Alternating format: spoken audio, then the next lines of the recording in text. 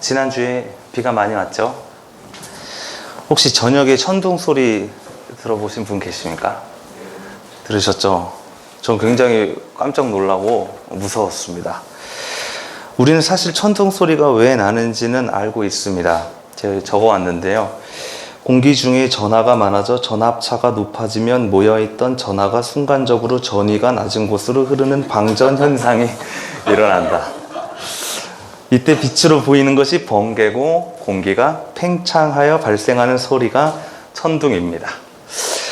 무슨 말인지 정확히 알 수는 없지만 적어도 천둥이 구름 위에서 누군가가 지금 화를 내고 있다는 소리가 아니라 어떤 과학적 원인으로 발생하는 소리라는 것을 알 수 있습니다. 모르는 분 없으시죠? 그러나 다시 한번 천둥 소리를 들어보실까요?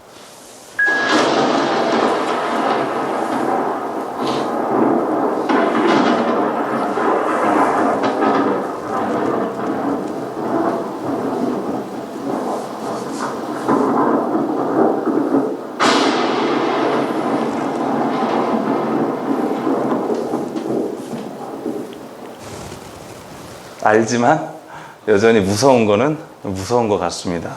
그렇죠. 이게 실제로는 더 크잖아요. 우르릉 쾅쾅 소리를 들으면 굉장히 무섭습니다.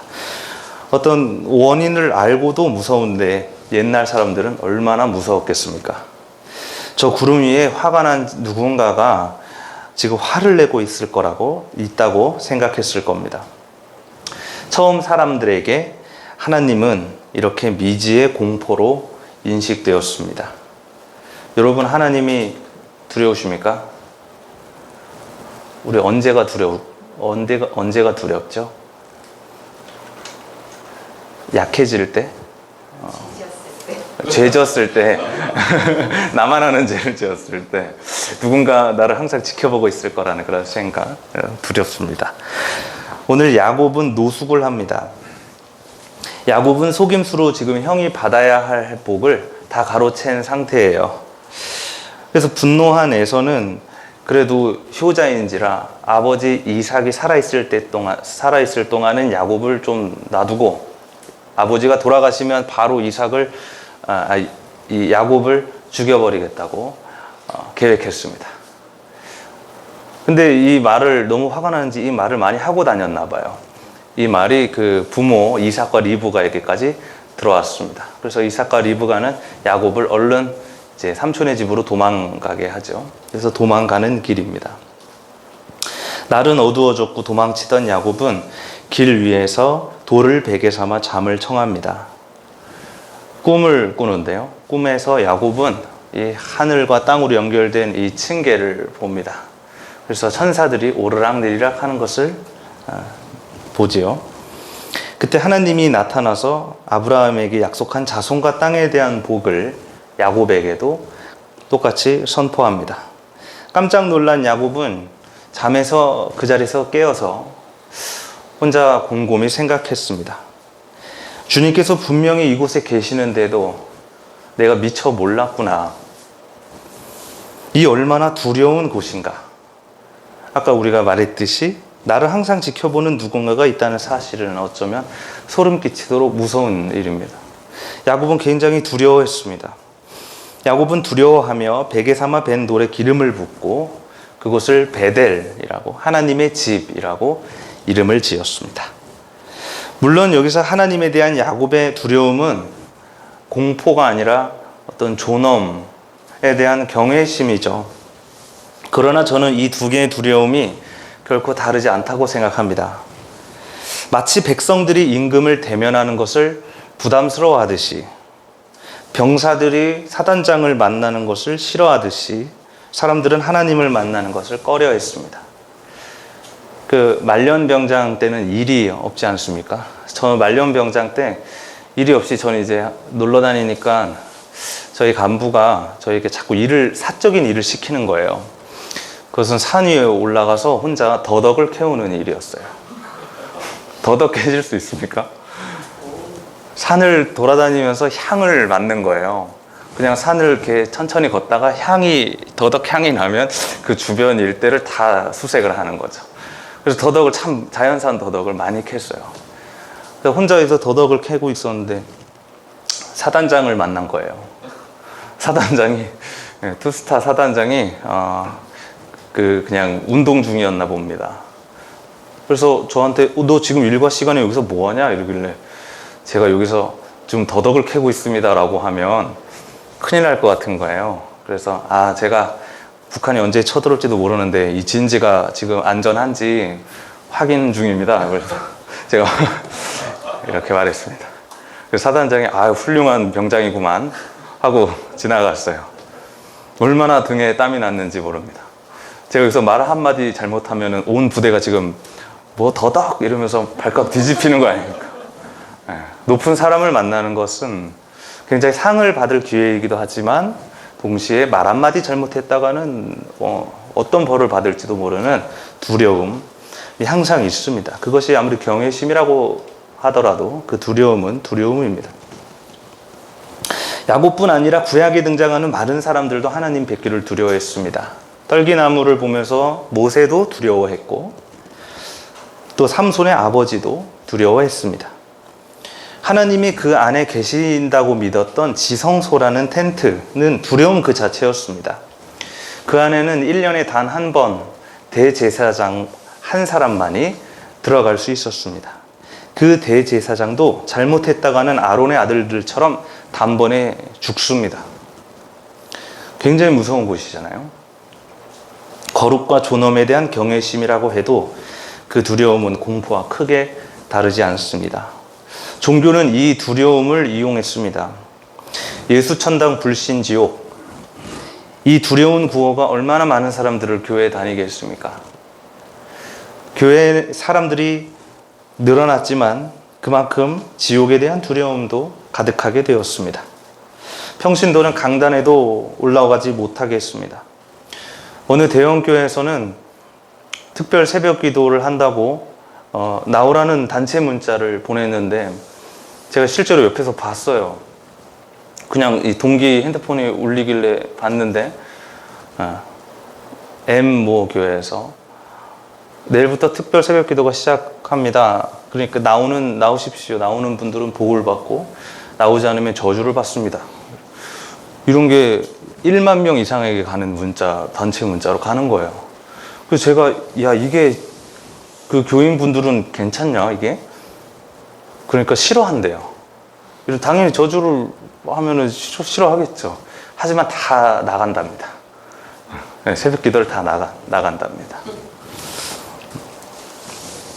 하나님을 두려운 존재로 그려내는 종교는 결국 이렇게 사람들 위해 군림하게 됩니다. 반면 오늘 로마서에서 바울은 조금 다른 이야기를 하고 있습니다. 하나님을 아빠라고 부르고 있습니다. 머리를 조아리면서 폐하라고 불러야 할 하나님에게 순진한 마음으로 아빠 또는 엄마라고 부르는 것은 하나님 이미지를 단번에 바꿔버립니다.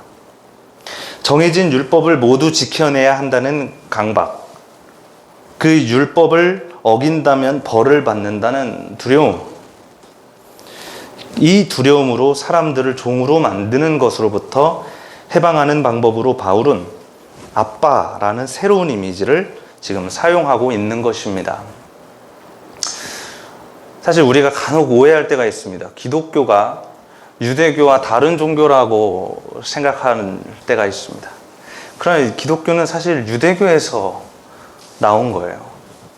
이 신약 성서 속에 나오는 이 초대 기독교의 모습은 유대교와 그렇게 분리되지 않고 오히려 거기서 유대교에서 추방되는 과정을 더 느낄 수가 있습니다.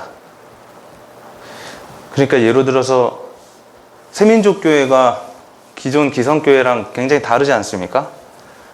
그러나 저희가 그 한국교회 이 통합교단이라는 교단 안에 있잖아요. 이런 거랑 비슷한 겁니다. 전통 유대교 안에서 새로운 이야기, 새로운 언어를 이야기하는 사람들이 예수를 중심으로 생겨났고 그 사람들이 보면 회당도 계속 다녀요. 이 사람들이. 근데 회당에서 추방되는 과정에 있었다는 것을 알 수 있습니다. 그래서 예수 공동체에서 그만큼 다시 전통 유대교로 돌아가는 사람들도 많이 있었습니다. 갈라디아서처럼요.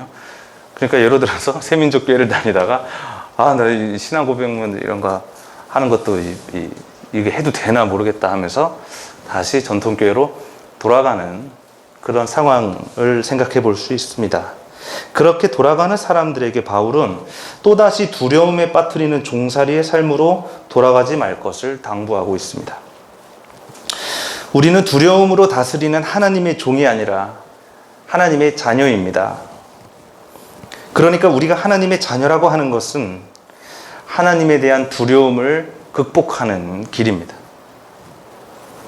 하지만 그렇다고 정의의 기준이 되는 심판자 하나님의 이미지를 동시에 잃어버린다면 이 또한 다른 문제를 만들 것입니다. 오늘 예수님의 비유 이야기 밀과 가라지에서는 심판과 구원이 동시에 등장합니다.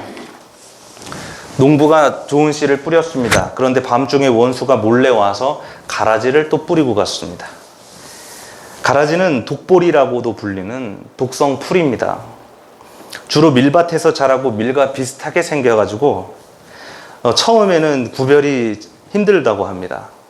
그러나 이삭이 피면 추수 때가 다가오면 색깔이 변해서 키도 다르고 해서 밀과 구별이 된다고 합니다. 가라지는 구토와 설사 그리고 현기증을 심하게 유발할 정도로 독성이 강하기 때문에 추수 때 밀과 구별되어 불에 태워집니다. 농부의 종들이 묻습니다. 저희가 가라지를 다 뽑을까요? 주인이 말합니다. 추수 때까지 내버려 두자. 밀까지 괜히 다친다. 추수 때 내가 추수꾼을 시켜서 밀은 불에 태워버리고, 가라지는 불에 태워버리고 밀은 내 곳간에 드릴 것이다 라고 말합니다. 가라지에게는 불에 태우는 심판을, 그리고 밀은 하나님의 곳간으로 초대합니다. 이 구별의 이야기는 두려운 하나님의 이미지와 자비로운 하나님의 이미지 두 개를 동시에 보여줍니다. 도대체 우리는 하나님을 어떻게 인식해야 할까요? 하나님을 우리는 두려운 존재로 인식해야 할까요? 아니면 사랑과 은혜, 자비로운 존재로 인식해야 할까요? 폴 틸리는 언제나 어느 한쪽에 치우치는 것이 위험하다고 말합니다. 주님으로 그려지는 하나님은 존엄과 통치, 위엄, 그리고 우리와 만날 수 없는 이 거리감을 상징하는 하나님의 이미지이고, 아버지라고 얘기되는 그 하나님, 이름을 갖고 있는 하나님은 우리와의 만날 수 있는 하나님, 우리와의 사랑, 은혜에 대한 하나님 이미지입니다. 여성신학적으로는 이것이 반대로 아버지와 어머니, 그리고 남성과 여성 이미지로 대조시키기도 합니다. 만일 우리가 주님으로 상징되는 하나님에게 기운다면 하나님은 군주가 되고 법과 규칙만이 강조되는 공포의 종교가 되겠죠. 그런 종교는 예수와 제자들이 맞섰던, 바울이 맞서고 있는 그 율법주의, 어쩌면 우리가 지금 맞서고 있는 한국 개신교회이기도 합니다. 또 반대로 우리가 아버지로 상징되는 하나님에게 기운다면 우리의 용서는 너무 쉬운 용서, 보네퍼가 말하는 값싼 은총의 종교가 될 것입니다. 지금 생각해보면 한국교회는 이 두 가지 나쁜 점을 다 갖고 있는 것 같아요. 너무 쉬운 용서, 정의롭지 못한 판결, 그리고 두려운 심판. 죄라는 것은, 다시 말해 폭력이라는 것은 내가 용서받았다는 단순한 확신에 의해서 극복될 수 있는 것이 절대로 아닙니다. 피해자는 아직도 죽음을 살아가고 있는데 가해자는 하나님께 용서받았다고 스스로 의인이 되는 모순, 영화 밀양이 우리에게 보여준 종교의 모습 아닙니까? 우리는 정의가 주장되고 죄가 확증될 때만이 용서를 믿을 수 있습니다. 정의가 주장되고 죄가 확증될 때만이 용서의 가능성이 열리고 우리는 용서를 말할 수 있는 것입니다. 그래서 신은 사랑임에도 불구하고 여전히 심판자로 있지 않으면 안 됩니다. 틸리는 지금 이 주님과 아버지의 통일성이 오히려 서로를 완전한 것으로 보완해주고 있다고 말하는 것입니다. 이 통일을 혼합이라고 오해하지 마십시오. 간혹 하나님의 심판을 사랑이라고 생각하는 사람들이 있습니다. 자녀를 향한 폭력을 사랑으로 정당화하는 사람들처럼 말입니다. 정의와 사랑의 통일은 폭력을 정당화시키는 지금 혼합을 말하는 것이 아니라 정의와 사랑이 서로를 보완해야지만 온전해진다는 것을 지금 말하고 있는 것입니다. 정의는 사랑을 완성합니다. 하늘나라는 당연히 모두를 위한 공간이 되어야 하지만 모두를 받아들일 수는 없습니다. 즉 오늘 가라지로 상징되는 이 하나님의 뜻에 반대되는 삶을 사는 사람들, 이것은 교회 중심적이고 성서 문자적인 차원이 절대로 아닙니다. 교회 중심적으로 바라본다면은 하나님의 뜻에 반대되는 삶을 사는 사람들은 교회를 안 다니는 사람들이겠죠. 성서 문자적으로 바라본다면 성서 문자 그대로를 믿지 않는 사람들을 말하겠죠. 해석 없이 동성애를 그대로 죄라고 받아들인다거나 그런 스케도 이해할 수 있을 것입니다. 지금 그런 차원의 문제를 절대로 말하는 것이 아니라 오히려 하나님의 뜻에 대해서 고민하지 않는 사람들을 말하는 것입니다. 그러니까 자기 생각이 하나님의 생각인 줄 확실하게 믿고 있는 사람들, 오히려 하나님의 이름으로 폭력과 차별과 혐오를 일삼는 사람들, 하나님의 뜻으로 가난한 사람들의 재산을 빼앗아 스스로 배를 불리는 그런 사람들은 그 모습 그대로 하나님의 곳간으로 들어올 수 없습니다.